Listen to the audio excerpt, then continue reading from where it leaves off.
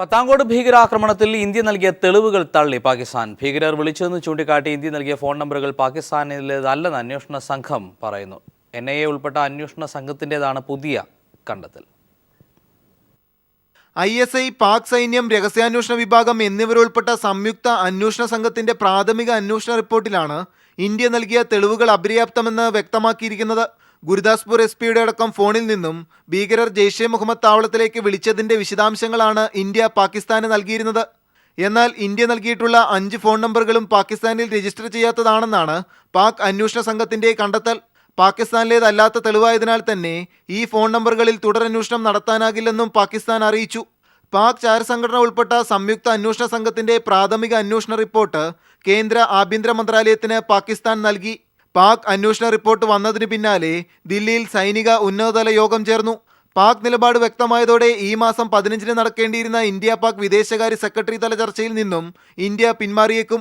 വിദേശകാര്യ secretary S ജയശങ്കറും Pak വിദേശകാര്യ secretary Nasar Khan ജൻജിവായും സ്ഥിതി വിലയിരുത്തി രഹസ്യ ചർച്ച നടത്തിയേക്കുമെന്നും റിപ്പോർട്ടുകളുണ്ട്.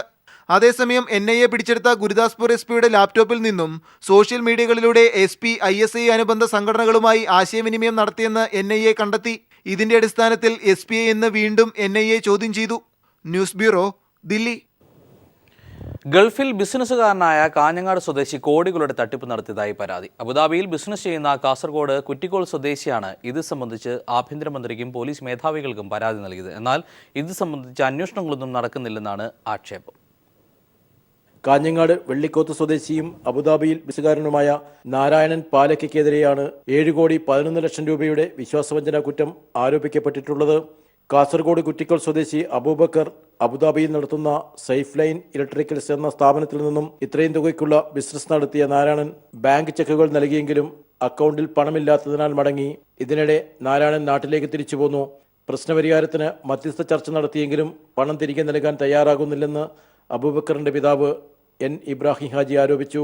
അബുദാബി സേഫ് ലൈൻ ഇലക്ട്രിക്കൽസ് എന്ന് പറയുന്ന ഒരു സ്ഥാപനത്തിൽ നിന്നും കോടിക്കണക്കിന് റുപ്പിയയുടെ സാധനങ്ങൾ വാങ്ങി അവിടെ ബിസിനസ് നടത്തിക്കൊണ്ടിരിക്കുന്ന നാരായണൻ സ്ഥാപനങ്ങൾ പൂട്ടി നാട്ടിലേക്ക് വരികയും 7,11,00,000 ഉറുപ്പിക നമ്മുടെ മകന് ചെക്ക് കൊടുത്തിട്ട് അത് തോപ്പിക്കുകയുമാണ് ചെയ്തത്. ഈ 15-ാം തീയതിക്കകം നമുക്ക് പൈസ തന്ന് ശരിയാക്കിയില്ലെങ്കിൽ 16-ാം തീയതി ആ പമ്പിൽ ആദ്യമായി സമരം നടത്താനാണ് തീരുമാനിച്ചിട്ടുള്ളത്. കാഞ്ഞങ്ങാട് മാവുങ്കാലിൽ പെട്രോൾ പമ്പ് ഉൾപ്പെടെ നിരവധി സ്ഥാപനങ്ങൾ സ്വന്തമായുള്ളയാളാണ് നാരായണനെന്നും പണം തിരികെ നൽകിയില്ലെങ്കിൽ കുടുംബാംഗങ്ങൾ പ്രത്യക്ഷ സമരം തുടങ്ങുമെന്നും ഇബ്രാഹിം ഹാജി പറഞ്ഞു.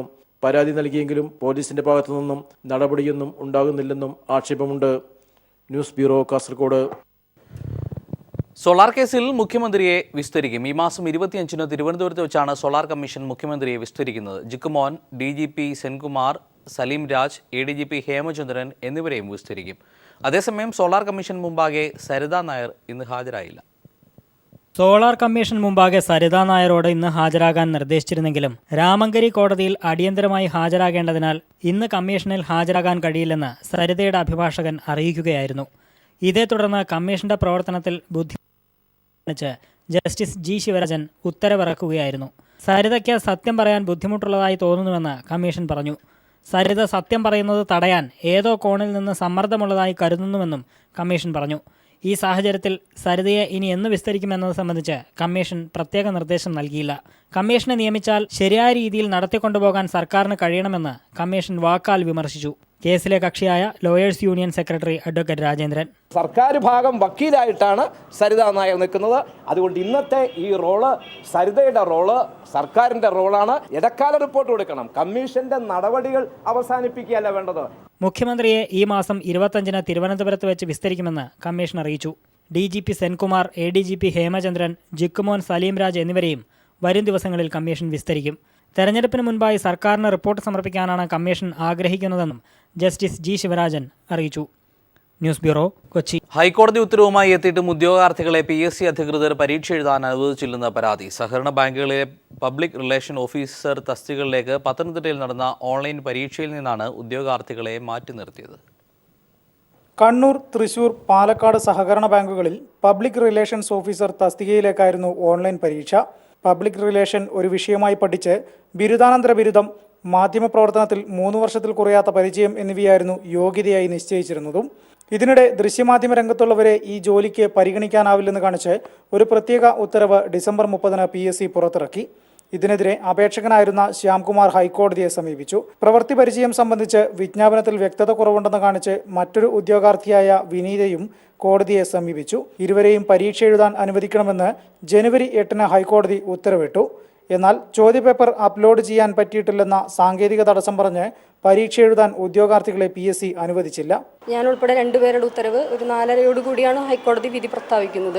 അപ്പോൾ അതനുസരിച്ച് PSCയുടെ അഡ്വക്കേറ്റ് അവരെ അറിയിച്ചിട്ടുണ്ട് എന്നാണ് നമ്മൾ മനസ്സിലാക്കുന്നത്. അപ്പോൾ വേണമെങ്കിൽ അവർക്ക് ചെയ്യാമായിരുന്നു. എന്നാൽ കോടതി ഉത്തരവ് നടപ്പാക്കുന്നതിൽ മനഃപൂർവ്വം ഒരു അലംഭാവം അവർ കാണിച്ചു എന്നാണ് നമുക്ക് മനസ്സിലാവുന്നത്. PSCയുടെ തീരുമാനത്തിനെതിരെ വീണ്ടും കോടതിയെ സമീപിക്കുമെന്ന് ഉദ്യോഗാർത്ഥികളും വ്യക്തമാക്കി. News bureau, Pathanamthitta.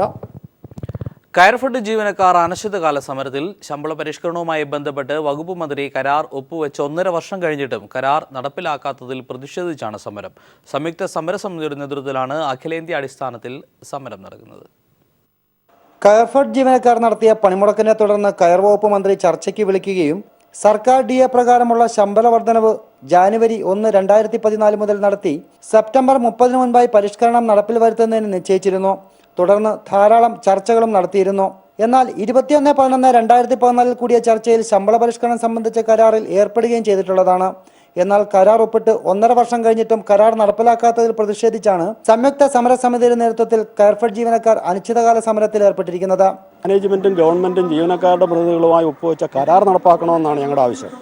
കാരണം കേരളത്തിന്റെ ചരിത്രത്തിൽ തന്നെ ആദ്യമാണെന്ന് തോന്നുന്നു ഒരു എഗ്രിമെന്റ് ഉണ്ടാക്കിയിട്ട് ആ എഗ്രിമെന്റ് നടപ്പാക്കാൻ വീണ്ടും സമരം ചെയ്യുന്ന ഒരു സ്ഥിതികേടിലാണ് ഞങ്ങൾ. കയർഫെഡിലെ തൊഴിലാളികൾക്ക് കഴിഞ്ഞ 1.5 വർഷം കൊണ്ട് കിട്ടിക്കൊണ്ടിരുന്ന തുകയിൽ നിന്നും ക്ഷാമബദ്ധ 450 രൂപയോളം കുറവാണ് ഇപ്പോൾ കിട്ടുന്നത്. മറ്റ് പൊതുമേഖലാ സ്ഥാപനങ്ങളിലെ ജീവനക്കാരുടെ ശമ്പളവുമായി തട്ടിച്ചു നോക്കിയാൽ വളരെ തുച്ഛമായ ശമ്പളം പറ്റുന്ന കയർഫെഡ് ജീവനക്കാർക്ക് കരാർ നടപ്പിലാക്കുന്നതിനുള്ള കാലതാമസമാണ് പ്രതിഷേധത്തിനിടയാക്കിയത്. News bureau, Alappuzha.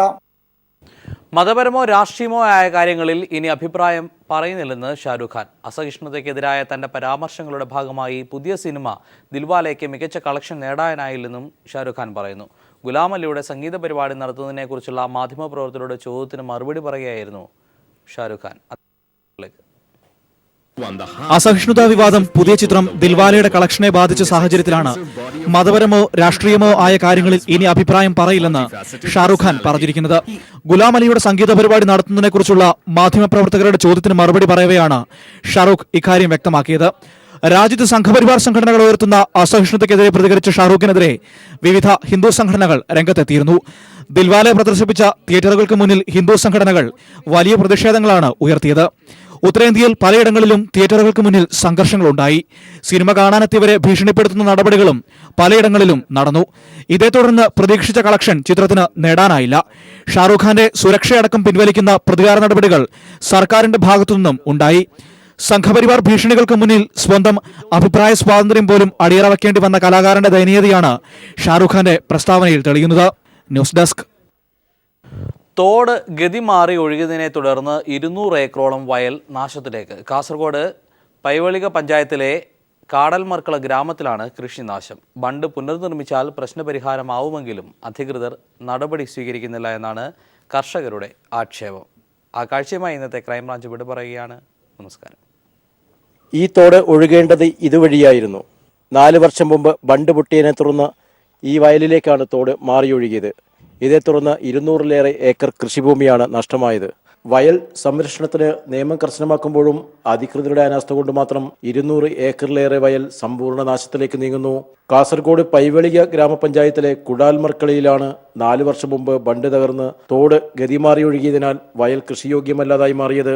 വിശാലമായ വയലിന്റെ നല്ലൊരു ഭാഗം ഒഴുകിയെത്തിയ കല്ലും മണ്ണും നിറഞ്ഞിരിക്കുന്നു. തോട് വയലിലേക്ക് ഒഴുകുന്നതിനാൽ ശേഷിക്കുന്ന ഭാഗങ്ങളിലും നെൽകൃഷി നടത്താനാകുന്നില്ല. പ്രശ്നപരിഹാരത്തിന് അധികൃതർ യാതൊരു നടപടിയും സ്വീകരിക്കുന്നില്ലെന്ന് ഗ്രാമപഞ്ചായത്ത് പ്രസിഡന്റ് ഭാരതി ഷെട്ടി പറഞ്ഞു.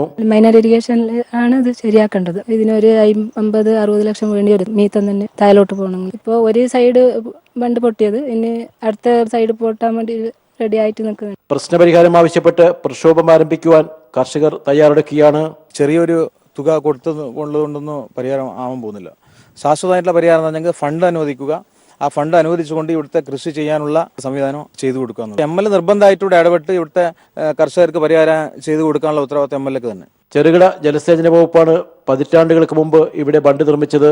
ബണ്ട് പുനർനിർമ്മിച്ചാൽ 200 ഏക്കറോളം വയൽ വീണ്ടും ഹരിതാപമാകും. സർക്കാരിന്റെ അടിയന്തര സഹായം ലഭ്യമായില്ലെങ്കിൽ 200 ഏക്കറിലേറെ വരുന്ന ഈ വയൽ വീണ്ടെടുക്കാനാകുകയില്ല.